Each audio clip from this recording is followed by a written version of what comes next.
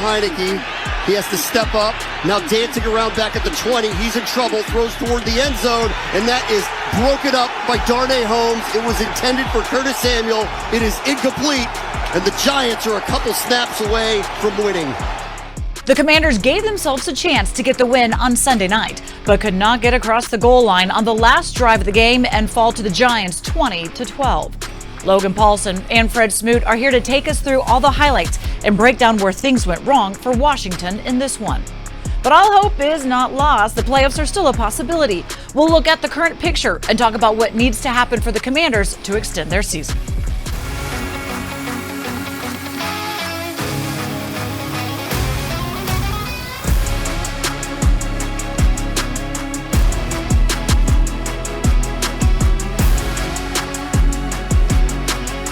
And welcome on in. Julie Donaldson, Logan Paulson, and Fred Smoot. Not the easiest day to smile. I think a lot of people are walking around town kind of fuming after this one. So we'll get into why and how much reasonable there is to have all of that going on.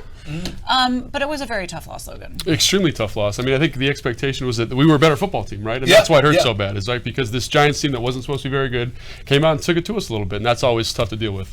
It's always, you can think you're the better fighter until you get beat up. That's right. We went in there for 4 quarters and we got our eye blacked. At the end of the day, they blacked our eye. They showed us we're not as good as we is, but we're not as bad as we are. It's still some season to be played. We still have a chance to go to the playoffs. That we do. They just made it much more difficult for themselves by not getting the victory. And, of course, the fan base out there, they were hoping. They showed up. They showed up. Yeah. It was awesome. We asked them to show up. You showed up. And, unfortunately, the performance was not a victory. And we're going to make you relive it just a little bit here. So let's get straight to it. The biggest game at FedEx Field since 2020. Playoff game against Tampa Bay. But fans could not be at that one. They were out in full force for this one. But not the best first half. 3-0 Washington the second quarter when Kayvon Thibodeau strips Taylor Heineke. We saw this before, but this time Heineke loses the ball. Thibodeau recovers, rolls in the end zone, 7-0 Giants. I mean, that man was on a mission yesterday. You saw it in the pass rush, you saw it in the tackles for loss. And late in the same score late in the second, Saquon Barkley caps a 98-yard drive, Fred, with his 3-yard TD run. Saquon is what I call him, and we haven't stopped him yet. Third quarter, Heineke screen pass to Terry McLaurin, and hello, Terry. That puts him over 1,000 yards for the season for the third straight time. Yeah, awesome to see Terry get over 1,000 yards. I love to see the big guys out in front there. Wes Schweitzer, Trey Turner getting out there on the move and getting some space for the captain, and love the way he runs with the football in his hands. Love the finish. And then here we go, same drive, and this time Heineke going to, well, another receiver, but this time the rookie, Jahan Dotson, and this is good for 19-yard TD. It's a 14-9 game. I never say his name right, but Johan has did it again. Johan Solo, he makes plays. The Giants seems to be the team he loves to pick on. Yeah, and my goodness, his route running, Taylor Heineke agrees, loves it. So they decide to go for 2. Heineke to Curtis Samuel for the conversion. Looks like it's good, but it is whistled for an offensive pass interference. Yeah, that's tough, man, because I think by the letter of the law, that's a penalty, but they've been getting away with a lot worse than that. Look at the Philadelphia Eagles for crying out loud, man. That's their whole offense. Yeah, and you see coach's reaction. So Joey Sly for 43-yard PAT pushes it to the right. No good. Kick him in the eye, Joey Sly. I can't believe he missed that when we needed them. 17-9 in the fourth quarter. Sly makes up for it by hitting a 51-yarder, so the Commanders are now within 5. Yeah, nice to see him make that, get them on the board. And then the next Washington drive, Heineke. Ooh, we love seeing this. Takes a shot. Who says he can't throw deep? Jahan Dotson comes down with a 100-yard receiving game for the rookie. Everybody loves the long ball, but that play right there means I don't need to be open to come down with this ball, and every quarterback loves a wide receiver that can do this and do this every time he throws the ball up. Same drive, third down. Heineke flush from the pocket, loses the ball initially called down the field, but they review it, and guess what? Giants recover. I mean, this has always been one of Taylor's shortcomings, not always being super fastidious with the football. Man, this one hurts you because this is points off the board. Really tough situation. I like that big word. I was about fastidious? Fastidious. Yeah, education. I know. Depressed Logan's right a there. smarty pants. After a New York field goal, it's 2012. Antonio Gibson on the kickoff return gets a lane, and there he goes all the way out to the 43. Mama, there go that man. Hey, listen, he changes the return game. His big play ability, he can make it happen. First play of the drive, Heineke to Curtis Samuel.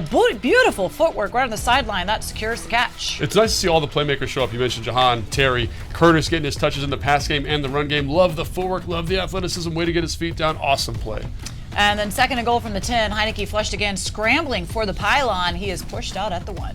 Yes, he did. One more inch, Heineke, and we get in end zone and we take this game. Come on. Yeah, well, when he dives, and we've seen him do that before, he's also been injured, but still a hard hit there. So third and goal from the 1. Brian Robinson punches it in. But wait a second. This is what everybody is upset about. Flag for illegal formation on Terry. Yeah, unfortunately, as a receiver, you got to be up on the line of scrimmage, especially when there's no tight end to your side. When you're that solo wide receiver, got to cover up the tackle. Didn't get it done there. A lot of logistical things there about referee this, referee that. You're a politician. I am. We'll get into it. So 4th and 6, they have to go for it. Heineke buying time in the pocket, goes to Samuel, falls incomplete. But wait a second. No flag there? No flag. How could this even be? The weatherman get paid to lie, and now referees get paid to lie. Maybe I'm in the wrong profession right now. All right, so the Commanders, they drop a tough one, 22-12, the final. Well, in the game, very tight game, Ron Rivera lamented about the lack of execution in the red zone, and that is something that they said they wanted to make sure that they improved upon. Also, third down conversion, still unable. They were 1 for 10 on the night. You take a look at the yards, and the penalties as well were really costly for Washington there, and one of the first times this season they did not win the time of possession. That's huge, and we can't do that, David. And it's a great point because we had our opportunities. We put ourselves down there.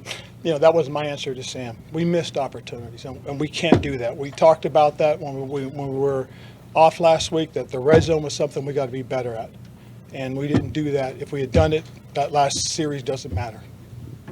Taylor put the ball on the ground twice today as well. Yes. What did you see on those 2 plays? Well, really, just he's just got to protect the ball more so than anything else. The first one, we got beat off the edge, and he got hit from behind.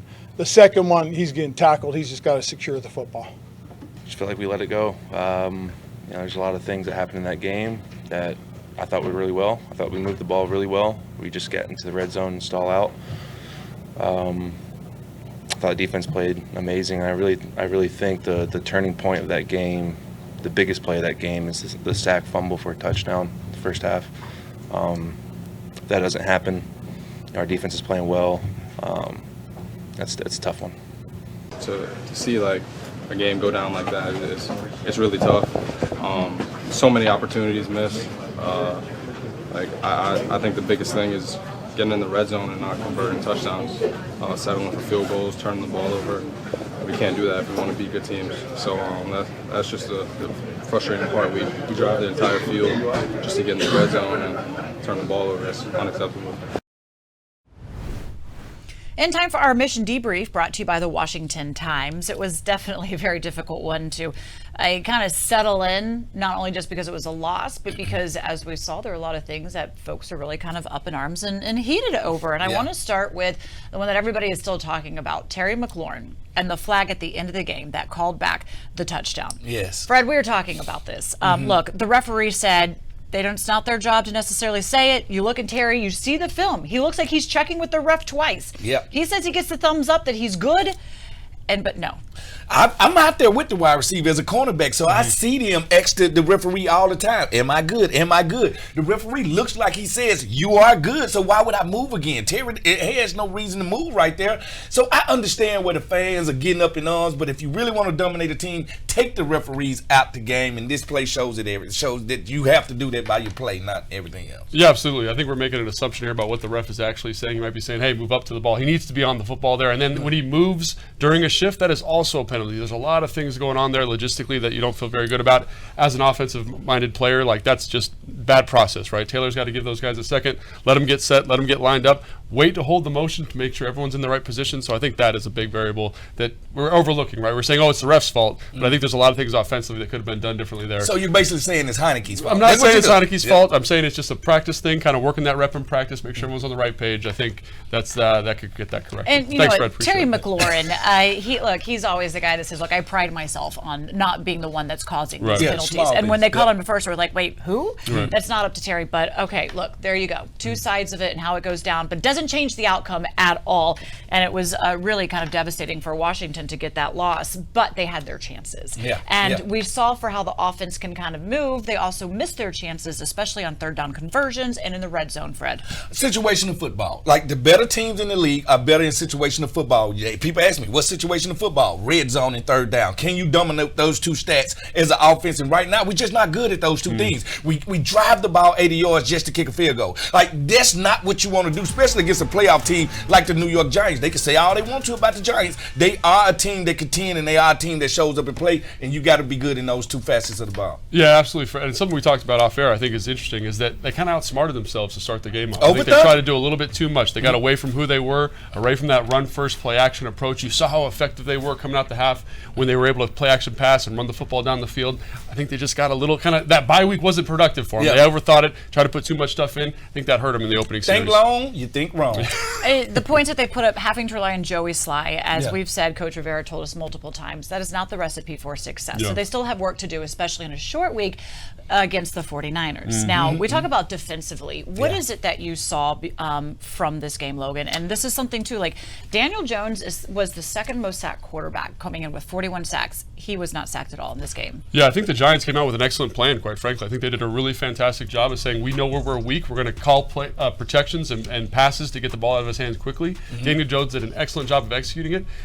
Jack Del Rio kind of played a more conservative two-shell structure, which allowed for some of that stuff underneath to be done. And again, Daniel Jones was dealing. Dude was making plays, and you have to give him some credit because he made plays when they had to make them. That fourth down pass was excellent. The third down play before that, he deserves a lot of credit. They deserve a lot of credit. They took our D-line out the game. They took our best unit out of the game by getting the ball out of there quick. And you, like you said, I think we paralyzed ourselves by playing zone. I think we needed to be the aggressor, and we wasn't. We sit back, we took the punches, and we got punched in the eye. They always say it's a game of chess. Yeah, right? Absolutely. And especially when you were seeing a team for the second game in a row, it's a game of chess, and it's a game Washington lost.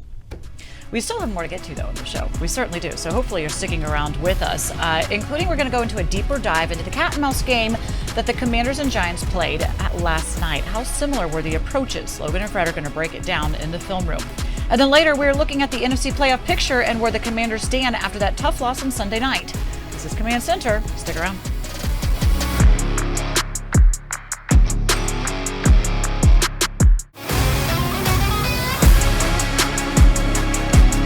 Welcome back to Command Center. So the game on Sunday night did not go as anybody expected for Washington, as it was another tough matchup between NFC East division rivals. Safe to say these two teams know each other pretty well, and that definitely showed on the field.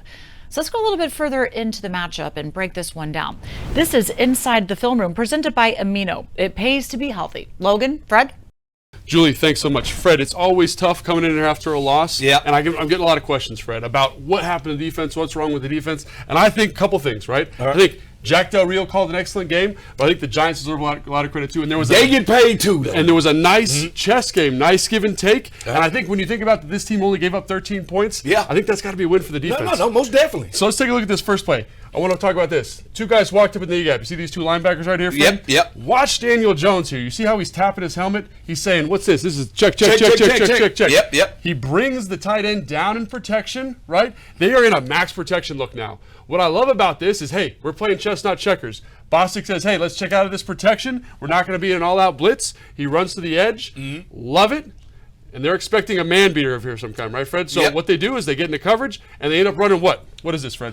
It's inverted two, right? Yes, that's what you would say, inverted two. Inverted two, all right? All right. And so what this does is it helps take away these little flat routes. That's where Daniel Jones wants to go with the football. You see it, right, Fred? Yep. And got to get the ball out of his hand because, again, Montez Sweat against the young man right here, the young rookie on the edge. Great pressure, forces him to get the ball out of his hand, and they're able to rally and tackle the football. To me, that is good defensive That's football. what you want in cover two. Let's keep everything in front of us, and let's keep all 11. And I think that's why they did this with Daniel Jones, because he's killed us running the ball. But when you want to stop a running quarterback, the one thing you won't want to do in the back end, we want to play zone so all 11 of us looking at the ball and all 11 of us can get to the ball. I'm really glad you brought that up, Fred, because look at everyone's eyes here. They're all looking at the quarterback. Everybody. They can key on the quarterback. They can keep him in the pocket. They can also rally to anything underneath. Really enjoy this kind of this back and forth here, right? But the Giants, like you you said, the Giants get paid too, right? Yeah. So they have a nice solutions. They have responses. And I think this guy, Daniel Jones, man, he had an outstanding game in terms of manipulating coverage. You're going to run like a little attack concept, I call it. Yep. Some people call it like 4 hitches,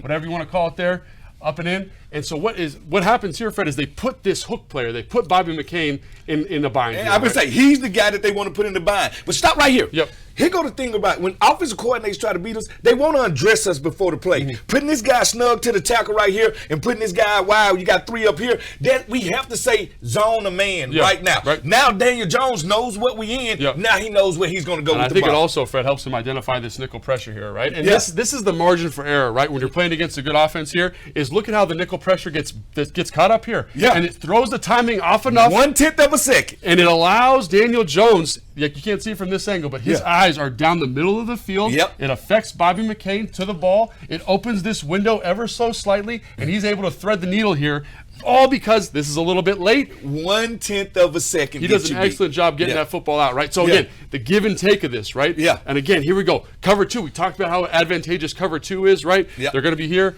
on the back end. Cover 2 structure here. Yep, right? Yep. And what Bostic does here is the right thing. He opens his hips to the speed, right? Yep, He's to the wide. Yep. And what that does, Fred, as you know, is it creates a throwing lane this way, right? Yep. And you get a 2-on-1 here with these 2 players, right? Mm-hmm. And you said something to me that I thought was really interesting. What didn't you like about this? Well, at the end of the day, I want this guy right here to go here. This guy? Yep. I need him to be snug here, but I want him to hang. I want depth. I want depth from my man here. I want him to get depth. I don't want him to chase anything. And why doesn't he get depth here? Yeah, because he's following the eyes of Daniel Jones. And Daniel Jones, basically, you can't see it, but he's looking right here. Yes. And he basically throws a no-look pass. And you talk about how a guy's elevating his team. Daniel Jones is manipulating Bobby McCain 2 plays in a row. Get this ball out. Easy completion. That is good football, right? But, hey, we also have some tricks in our bag. Yeah, we got multiple different clubs, right? Yeah. So what I love about this right here, Fred, is, hey, this looks like cover 3 or almost man coverage, right? I'd say, is this man? It looks like man. Yeah, it looks like man. But what is it, Fred? It's a trick. They're lying to you, Fred. We don't lie into him in this zone. It's zone. It's cover 2, right? They're going to drop this guy down. Cover 2, Tampa players here, right? Yeah. And then you get flat players like we talked about before. Daniel Jones is looking to the flat. He wants to get the ball out here, but he can't throw that football because the corner is right there. And not that he's right there with presence. He's right there ready to attack. Yes. That's how I like my corner. And so what I love about this, Fred, is it's a give and take. 2 good football teams. I think Jack deserves a little bit more credit that he's getting today. Yeah. But again, Daniel Jones also deserves a ton of credit. Interesting carrying into San Francisco this week. If you like those breakdowns, you do not want to miss Command Center Coach Commands with Ron Rivera. Logan and Coach break down the game tape like you will not see anywhere else. And this weekend, because of the Saturday game, you can catch it at 12 p.m. on NBC. And then right after that, it is the Players Club with London Fletcher and Santana Moss at 12:30. Do not go anywhere, because when we come back, we are taking another look back at the heartbreaker on Sunday night. We will hear from Taylor Heineke and look at the Commanders' playoff chances. You're watching Command Center.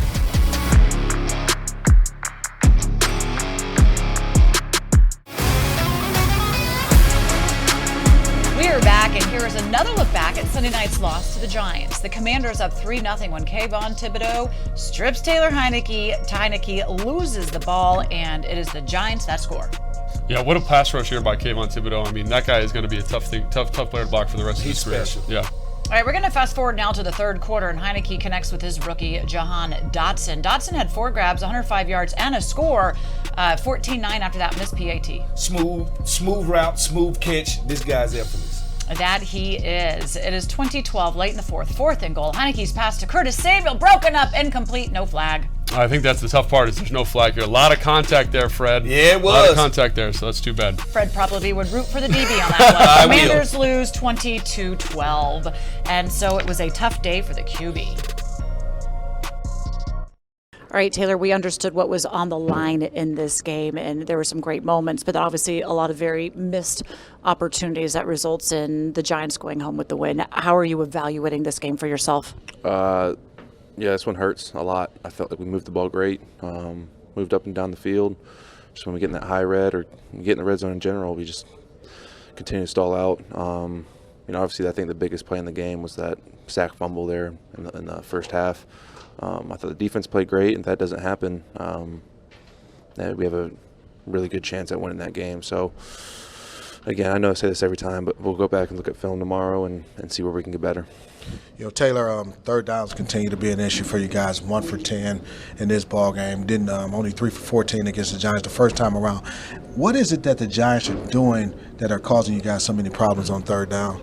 Well, last time it was, they brought some pressure, and I was just getting too deep in the pocket and not giving myself a chance at getting a good throw. This time, again, I have to go back and look at it. They played a lot more zone this time. Didn't really pressure too much, as much. But again, we just have to be better on third downs. All right, so here's a look at the current NFC playoff picture after this weekend's action. The Eagles, their one loss coming to the Commanders, sit right there at the top going for the number 1 seed. Vikings not far behind them, 11-3. And then the team we will see in a matter of days, the 49ers, not going to be an easy out, especially on a short week. Washington, should the season end today, they're in the postseason, but it doesn't. They still have 3 games left, guys. So if they would have won the game against the Giants, their chances of getting to the postseason was 91%. Yeah. Because of the loss, that plummets to 38%. Where are you confidence level, Fred? So you say we got a chance. I am 38%. That's all that matters here. All right, if we got a chance to dance, and guess what? Everybody picked us this week, and that's why I was scared. Everybody picked us. Now nobody gonna pick us against the 49ers. Now I feel good because we play the underdog game very good. We play that, we lead with that, and I think we got a chance this week. I think that's a great point, Fred. I think, Ron has done a good job of inspiring the team in kind of these games where they're not supposed to win. And when you look at the 49ers, they are a good football team, and they're going to give you a tough run. But I think Washington does some things in terms of running right at you that is going to give them some problems. So it'll be really interesting to see. It's going to be a tough matchup, no doubt. Yep. But I think it's something that they can get. They can win if they need to. And Kyle Shanahan, of course, both of you are familiar with him. Once again, it's going to come down probably a lot of the coaching in this one as well. Yep. It's going to be a chess match. All right, not checkers. This is going to be a chess match, and whoever wins this game, they're going to win it with the pen and the paper, not with the players. Well, I'm glad you said that because Kyle, that's where he's excellent. He's good at putting his offensive personnel in the best position to be successful. And what is Jack's response going to be? Because Jack has done a good job this season of coming out with outstanding game plans against Philly and against New York. Unfortunately, didn't win this last one, but you have the players you have. You have to draw up the plays to put them in the best position to win, and it is a short week, so we'll see you in San Fran soon. But that does it for this show. See you next time on Command Center.